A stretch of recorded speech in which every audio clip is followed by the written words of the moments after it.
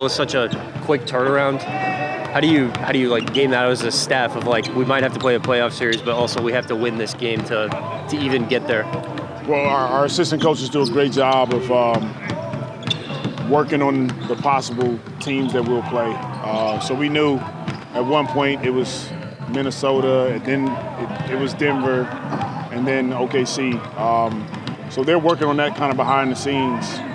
But we're putting a lot of our attention still on the task at hand, which is Sacramento. But our assistants do a great job of being prepared when we need to have a quick turnaround, which we did. How much do you feel like, I mean, you saw this team 3 times in the regular season, how much do you feel like you know them, know their tendencies and everything? We definitely know them from playing them during the season, watching them. We had some good film sessions today with the coaching staff and with the players. And we'll continue to get more familiar with them tomorrow during shoot-around, but we know what they're about. We know they're a good team. They turn teams over. They get out in transition. They do a great job of protecting the paint. And they're going to get the ball to Gilgeous-Alexander, Jalen Williams, and those guys are going to do a lot of the work offensively. One of the few things, there's kind of a weakness for them in the regular season was rebounding. I guess, how do you balance, like, having your best rebounders on the floor to try to exploit that versus, I guess, guarding all the ball handlers and the shooting that they have? Yeah, it's going to be a fine balance. But it's the one game we won, we dominated the offensive glass. So it's a concept that our guys are aware of and that we need to execute on the floor to give ourselves a chance to win. I mean, how unique is it, as you kind of hit on, like they don't really turn the ball over and they also turn you over? I mean, how rare is that for a team to do both of those things?